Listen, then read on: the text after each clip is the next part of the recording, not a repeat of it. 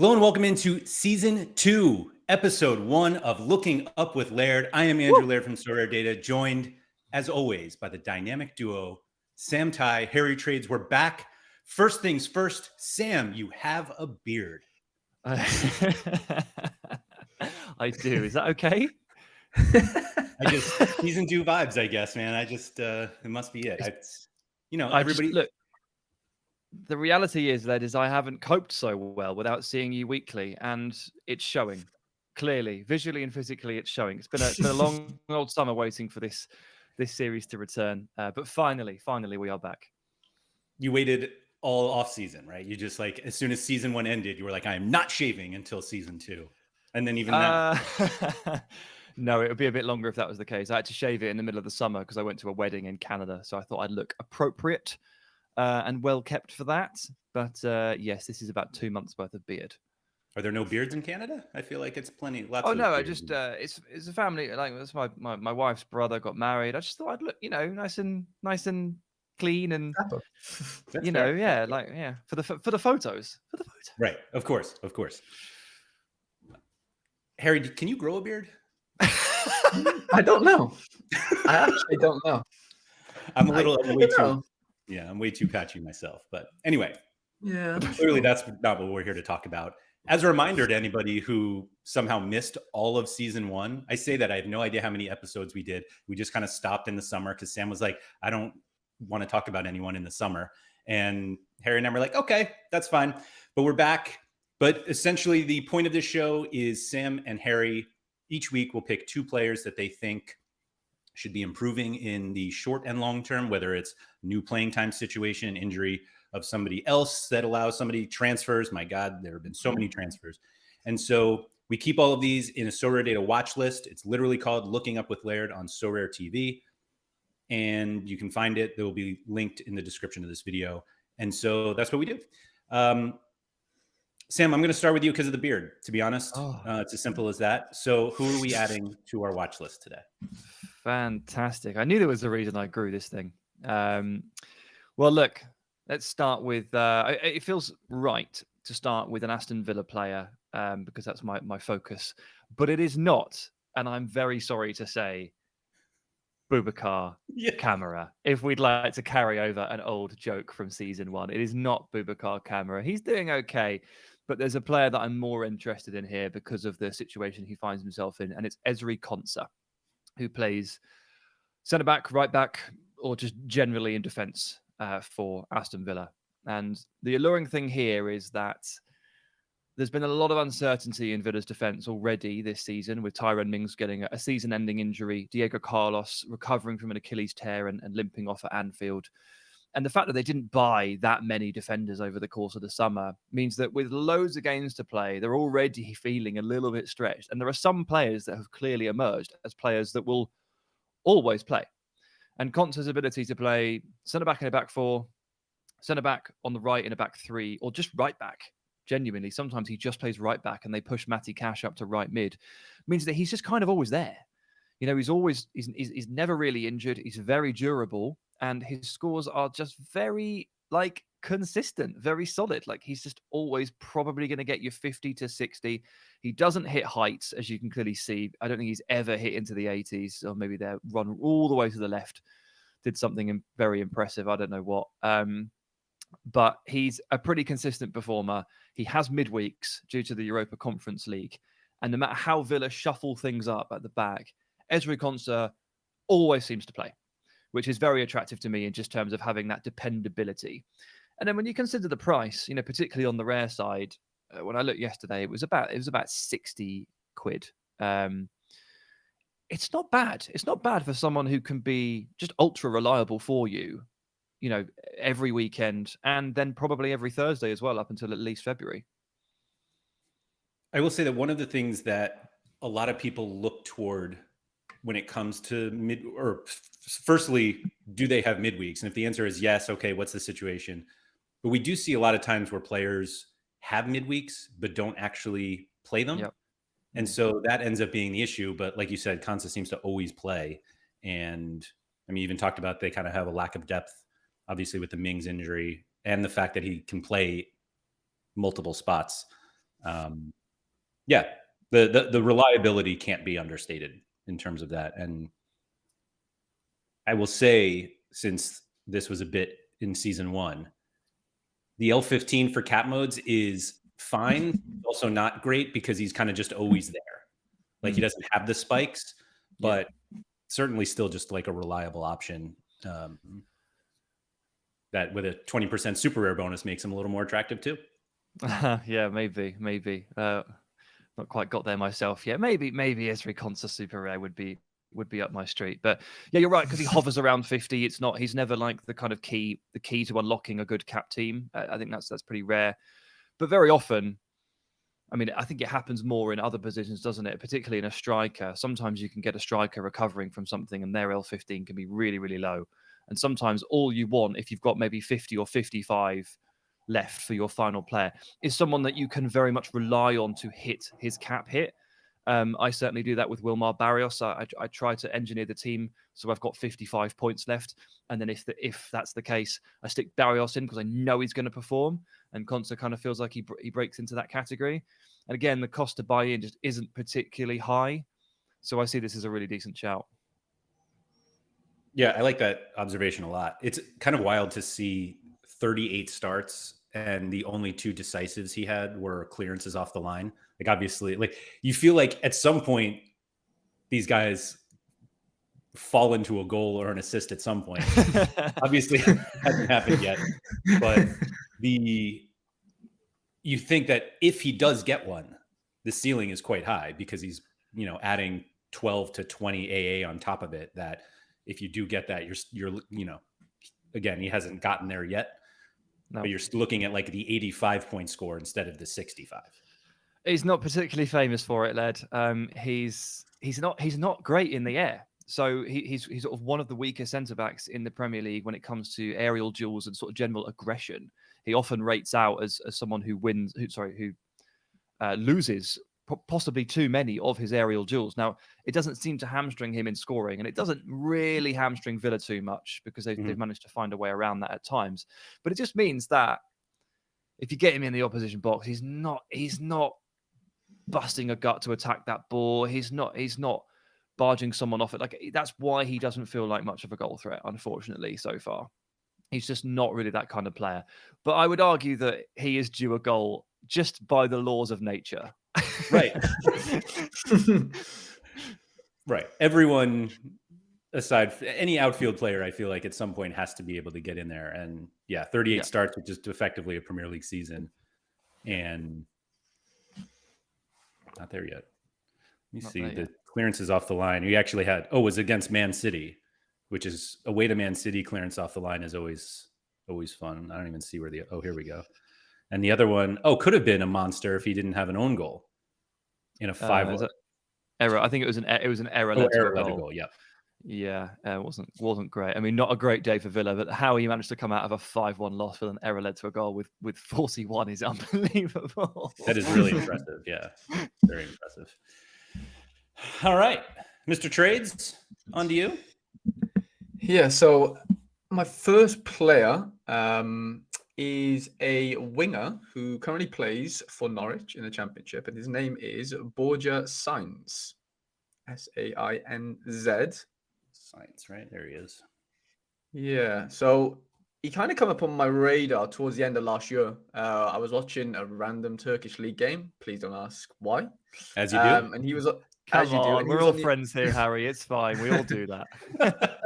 Okay, I had a player playing for Antalyaspor, I believe, and I think it was the last game of the season. He was on the opposition side, and I think if you have a look in the game, he actually got sent off and scored a goal, I believe, in his last game of playing in that. So it was. Yep. That was Antalyaspor. Yeah, and he plays for Giresunspor. Is that how we're going to pronounce it, Sam? Or have I butchered that? Was it Giresunspor, wasn't it? Giresunspor, right. They've just got, well, not just, but they got relegated. They finished fourth from bottom, but must have lost a playoff or whatever. They're out of, the Turkish top flight. So, he ended up getting a move to Norwich on a free. So I'm guessing his contract either ran out or he kind of paid himself out. I don't really know the situation there, but I noticed that he'd moved but hadn't played yet for Norwich, and done a bit of digging, found out he'd come with a bit of an ankle injury.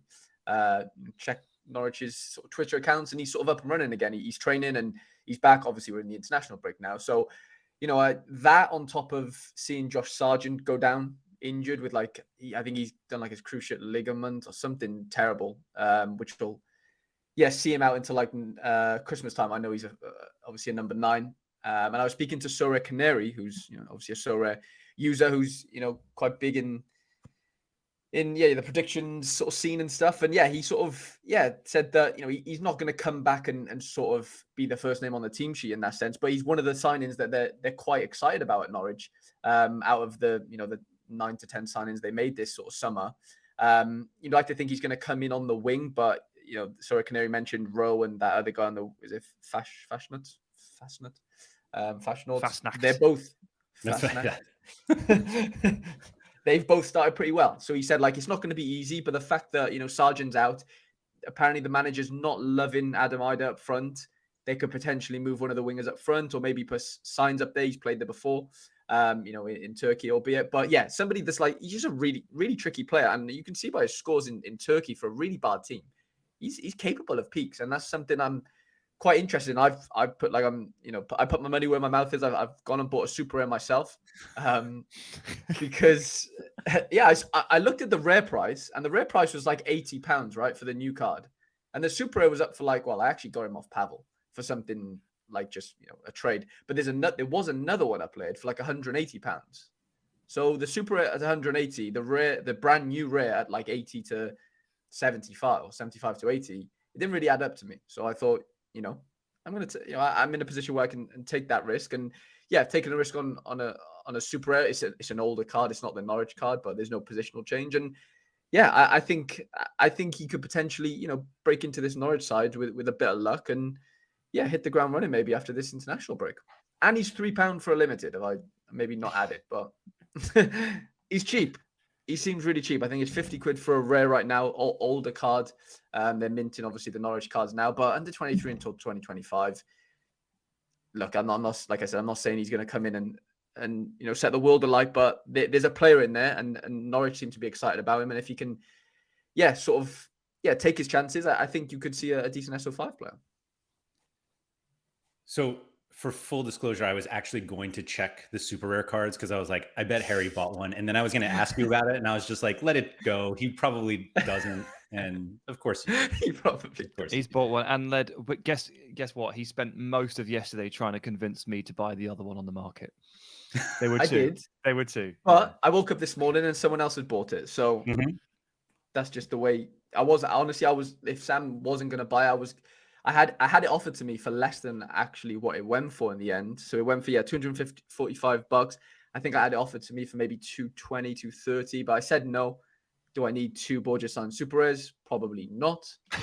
And somebody's obviously nabbed it, and away we go. Away we go indeed.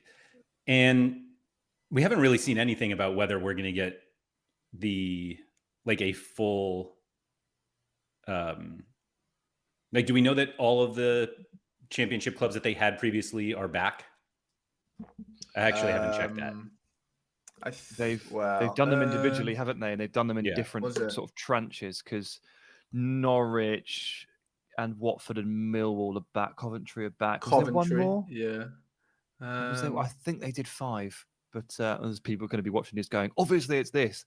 But I think they're 4 out of 5, if not 5 out of 5, are back. I remember the previous communication last year, which is we're going to keep working and trying to get more, but they never did. Maybe they'll have more success with it this year. Yeah, and we don't have new Prem cards anyway, but we don't know about the relegated sides either. We don't know if we're getting less cards. We've seen a little peek of the new Prem cards though, haven't we? Obviously with the that crazy 3D video. There's a little lovely Moussa Diaby in there. That caught my eye. I bet. Well out of my range, but it looked nice. Can I just add before we move on? I had it in my notes, but I forgot to say he did get 9 goals and 3 assists last year. So it's not somebody that can't get decisives. No, those are really nice peak scores that he has. And while the L5 is not contributing quite enough to the L15, but obviously it's going to go down as, the 63 drops off, the 100 will drop off. Although I guess if we're expecting him back after the international break, maybe a few sub appearances help out a little bit until he really hits the ground running. So plenty of, if you can say there's plenty of L15 upside in his L15 going down, I'll have to work on that one. Sorry. Moving on. Sam, your second choice of the day? Yeah, so I think I'll go to my other team of interest in England and go to Southampton and talk about Kyle Walker-Peters, who is another defender. Got a double defender this week. Look at me. Kyle Walker-Peters, still at Southampton. Very strange. Very, very, very strange. I think one of the big shocks of the window is that he was left there. And look, the reality is that, when a team like Southampton get relegated, you look at all of the players that are clearly Premier League quality, and for a fact that one or two of them will get left stranded because it's never the case that they all move. Yeah. First of all, because the odds of it happening are just very low, but also because clubs are just, they're like, well, we do need to keep some players. And once Livramento was sold to Newcastle, it felt like it would take a pretty serious offer for Kyle Walker-Peters to go. I think what we were expecting was Livramento will stay because he hasn't played for a year. He'll prove his fitness, and Kyle Walker-Peters will leave. But it was the opposite. And so KWP is now just waltzing around players left, right, and centre at championship level. And it is absolutely hilarious to watch. Like, he is so far above this level. It is cringeworthy at times. And you look at the scores. I mean, so there's obviously some good scores here since he's dropped down to the championship. The one that really catches the eye is this 5-0 loss to Sunderland, in which he still managed to get 70 points. If you take a look at the duels won, this is where the score keeps coming from Kyle Walker. Like, this is him dribbling around players, and they try to challenge him, and he just turns out of pressure and goes. They just give him a duel one every time. It's absolutely ridiculous. This is happening every game. He's just winning duel after duel after duel. And as soon as he racks up his 2 tackles, the double's on.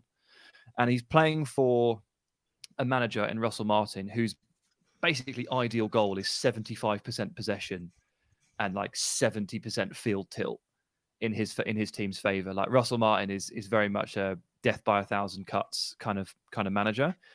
And it allows Walker-Peters to just operate almost exclusively in the final third and just complete all these final third actions. So his final third passing often goes up very high. He's constantly camped just outside the box. He's getting penalty area entries. He's in a position here for the next 4 months to make us like to score very well, even if Southampton don't win. But if they knock out a 3-0 at some point, which is the odds are that it will happen as they settle post transfer window, he's going to rock it. Like, I think this is a player that can score 100 in a 3-0 win, because he will just slaughter on the offensive, on the final third actions and the duels won, plus the clean sheet. I don't think most people will appreciate 35 AA in a 5-0 loss and how insane that is. Yes. Even you wouldn't even think that he would get up to 70 accurate passes when you lose 5-0. Did they? No. Yeah, I guess they still had 68% possession. But like you were just saying, that's kind of how they want to play, other than just allowing 5 goals. Yeah, but I go back to the QPR game at home. I think it was like 75% possession that they racked up, and again the score was very high. I mean, it's not at no point has it been bad here, but it's just smothering, and when you have that much of the ball and you have a player that is this good on the ball and this much better than everybody else that he's playing against, like the actions, they just start to stack up. Yeah, I think it's fundamentally exactly what you want with certain players, that they go like the whole sort of joke of Sorare is when you have a player who's not bad and they go to a much worse league and everybody's like, yes, let's go. That's exactly what happened here. And I feel like we tend not to see it with relegation much. I guess we're seeing it now a little more with second divisions, but it's more that, you know, I don't want to bring up Mikhail Dulin too quickly here, but that was the situation, you know, like he was going to a lesser league and was like, okay, let's take advantage of that. And we see it with other Dennis Vavro and everybody else that I can name from the Sorare Scandinavia Discord. Yeah. So, but Walker Peters is the clear example of guys who get relegated and stay. And you're just like you said, he's way too good for this level. Is there a reasonable outcome that he leaves in January? Oh yeah, that's very possible. Or is it probable even? I can't say it this. It's very early to be saying probable, but it's clearly possible. Like I think anybody buying Kyle Walker Peters at this point should have in their mind that this it could be a season. It could be 4 months. Yeah. The great thing about that is that obviously the Championship has a wonderful way of packing a hell of a lot of games into 4 months worth of time. Like he'll play every midweek that the Champions League is on. So he'll have all his league games up till Christmas plus 6 midweeks. And so you have a lot of opportunities here to use Kyle Walker Peters, even if it's just for 4 months. I think this is like if Southampton are, I haven't checked the schedule, but like if Southampton have Rotherham at home on a midweek, everyone playing in, you know, and fielding their Kimmichs and fielding their Harry Kanes are going to look at the scoreboard and go, how the hell has a Championship's fullback beaten my Kimmich score? And like it's genuinely possible. This could be the scourge of the midweek if Southampton have the right fixture. So I mean, I have him in limited. I have Southampton's collection, bar a couple of players. So you know, by owning them all, obviously some of them stayed. Che Adams, Kyle Walker Peters. These feel like really powerful cards to me. Obviously, most of them left. But yeah, I think you might be seeing Kyle Walker Peters and cursing him if you don't own him. So you mentioned that like he could get 100. I think you said that. Yeah. If he keeps this all around score, but it's 0-0, that's 100. He gets 100. Yeah, 30 points, isn't it? Yeah, it's the 20 from the goals conceded and then the 10 clean sheets. That's your 100 without a decisive. And so I was actually talking about Kyle Walker Peters to somebody else. I think it was yesterday. That he used to be the greatest tease for on DraftKings for their DFS contest because they give points for crosses. And whenever you see, and he was always very cheap, and you're like, oh, there's a cheap fullback. I'm going to play Kyle Walker Peters. And then he ends with 0 crosses. And you were like, I probably should have known that. But he actually also had like 3 tackles, 1, 2 fouls drawn. Like he does everything else. So it actually worked out. Just not for the reason that you thought. And some of these, obviously, we don't have crosses here. In fact, crosses are mostly hurtful on Sorare because they're generally lost possessions. But he does everything else. Like we see 2 tackles in this one game, 2 tackles, 1, a clearance, a blocked cross of all things. But yeah, those duels, that 15-2 is wild. It's pretty scary stuff. Yeah, scary stuff. I mean, he doesn't cross much, and Russell Martin doesn't want him to cross much. You know, if you want 75% possession, you can't be slinging the ball into the box, and so they obviously work it a bit more acutely and a bit more accurately, and that's Kyle Walker Peters down to a T as well. It's very technical because he spent about a year playing as an inverted left back when Livramento was fit, you know, under Ralph Hasenhüttl. So he became like Joao Cancelo light for about 6 months, and he was like a you know what I mean, but like a poor man's Cancelo. Like he was doing a lot of very similar things, playing at the same angles, playing off the right foot from left back, but just obviously not as good as Cancelo. So very, very rounded in possession, and I think it served him well. And now he's currently taking the piss at second tier level, and it's very funny to watch. I'm just trying to see here if, so he's, what is this? 1, 2, 3, 4. Tied for 5th for most duels won in the championship this season already. Not bad. Which is pretty good. And I think, pretty good. With actually fewer possessions lost than everyone ahead of him.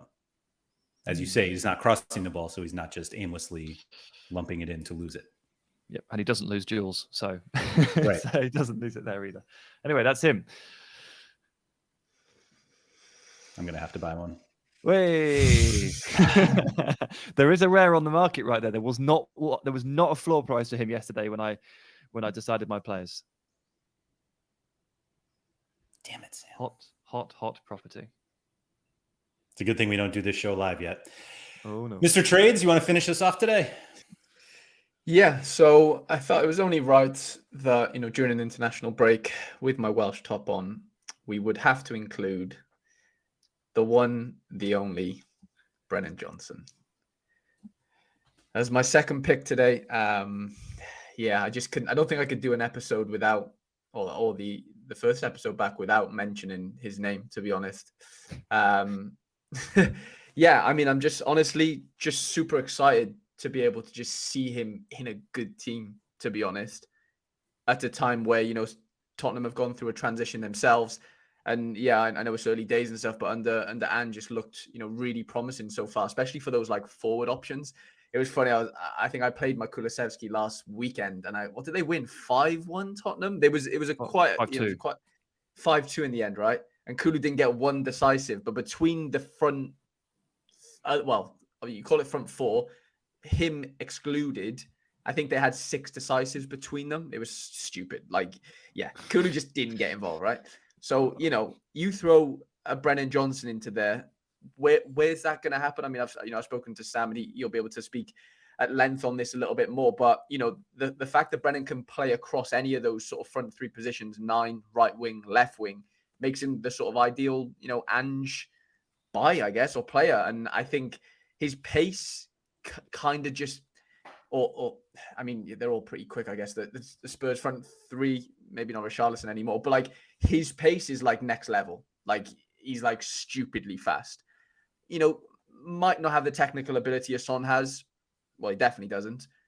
But I think his directness is going to just prove to be a big problem for a lot of teams in the Prem. And I think we're going to probably see Son come through the middle and Brennan from the left. I know, Solomon did well last game or whatever, but I think Brennan's probably a bit highly, more rated, I guess, or whatever you want to say, than Solomon. And I think, he's proven Premier. I think last year it was 11 goals and a couple of assists in that Forest team, or 9 goals and a couple of assists. It was a decent tally considering he's playing in a team that just don't have the ball. And I'm not saying he comes alive in teams that dominate possession, because that's not really what he is. He's a ball carrier that, can counter and be effective. But I think in Spurs' where they play, I think he could run riot, honestly. Does Quinny know how you feel about Solomon? Does Jonathan know? Or Jonathan, yeah. Quinny was talking about it on the Sorare Ramble. That's where it was, where they were talking about when Kane left, how they would fill it all, and it sounded like he was quite positive on Solomon. So, I mean, they're all good players. Yeah, of course, he's definitely a player. I mean, any player that can score 96.6 on our beloved game is a decent player, I guess.